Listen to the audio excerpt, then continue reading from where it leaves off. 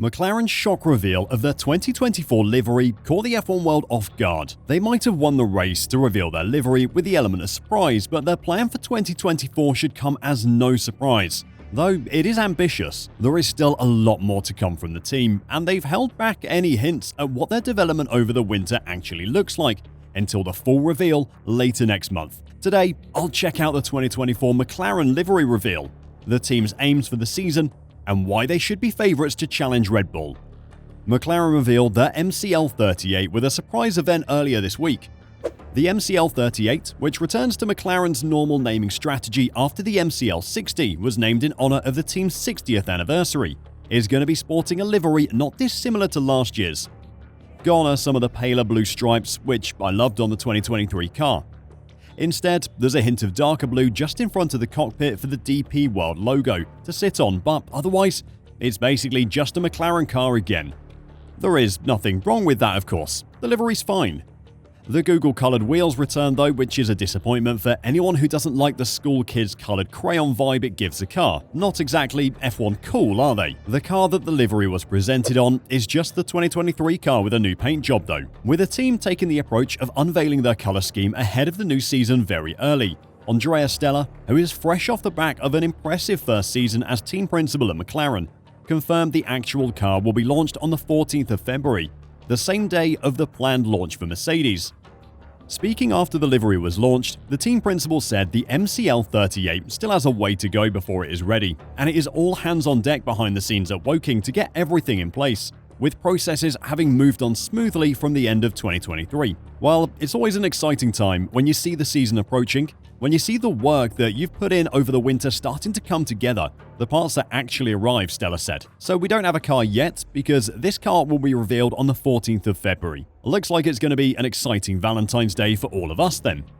Just before I carry on, I want to say thank you to all our viewers for the amazing reception our 3-hour-long History of Formula 1 video received. All your nice comments are greatly appreciated. Plenty of people commented on the video saying how they'd love to see more of it and recommended different subjects for us to cover, and we've taken that all on board. So I'm excited to say there is a lot more coming in the near future. Make sure to stay tuned for an announcement in the next couple of weeks on when our next long-form documentary will be released. Right, back to McLaren. Along with their car reveal, McLaren gave us an idea of what they're aiming for in 2024. Last season, they surprised everyone with their incredible development, completely turning around what was an abysmal start to the campaign with a massive mid-season upgrade.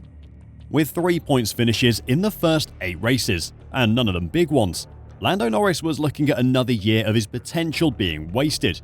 But from the Austrian Grand Prix onwards, that all changed, and in the second half of the season, he was the second highest scoring driver on the grid.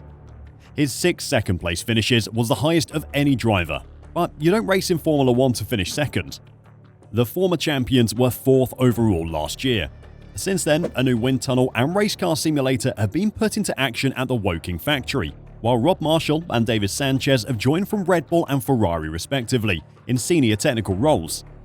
The team are doing all the right things to become title challengers, but at the end of the day, if you don't have a fast car, then all of this work away from the track will be for nothing. By the sounds of things though, their winter development has been phenomenal. The preparation so far has been relatively smooth. Smooth in the Formula 1 sense, which means pushing everything last minute to the limit.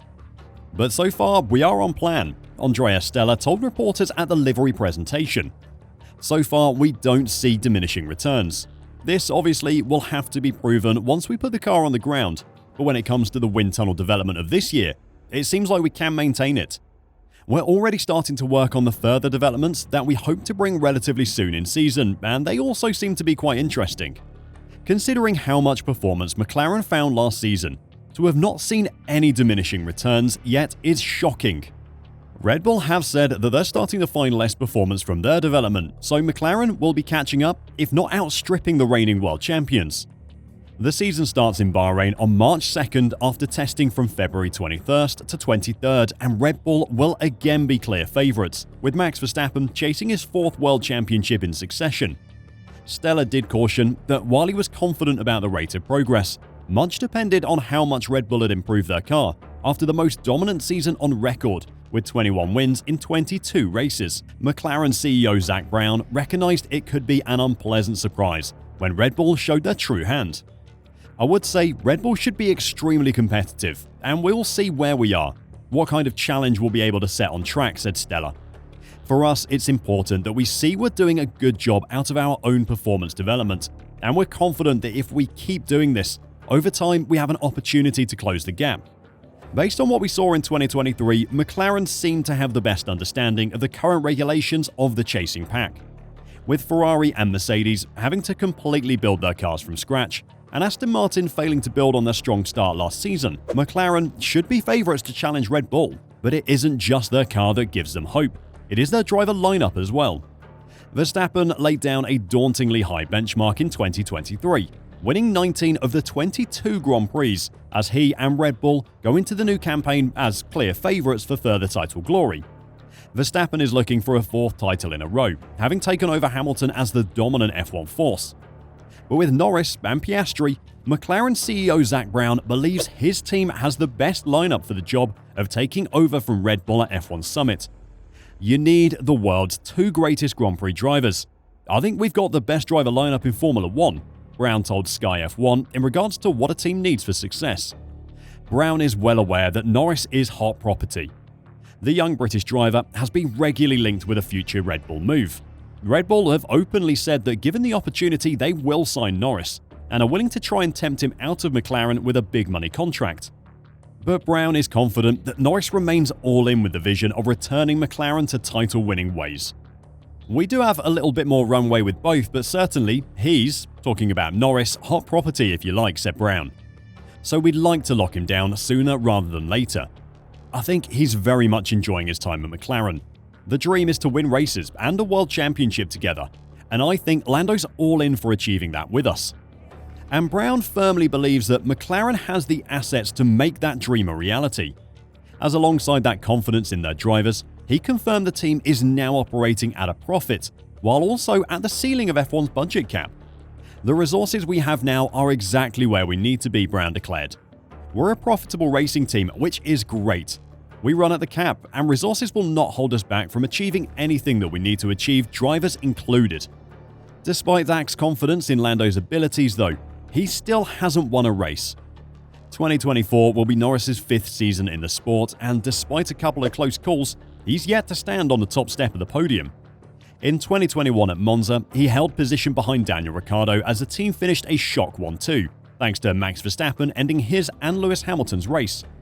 They did also have a rocket ship of a car that weekend as well. Then, in Singapore last year, Norris sat behind Carlos Sainz in the dying laps of the race as the dominant Red Bulls struggled on the bumpy street circuit. He never really stood a chance of victory, as a tow and DRS from his old teammate in the Ferrari was the only reason that George Russell and Lewis Hamilton didn't overtake him. Getting that first F1 victory early on in the 2024 season would be a great start to what could be a title-challenging season for Lando. Andrea Stella said at the livery launch that he had no doubt that this was the young driver's year.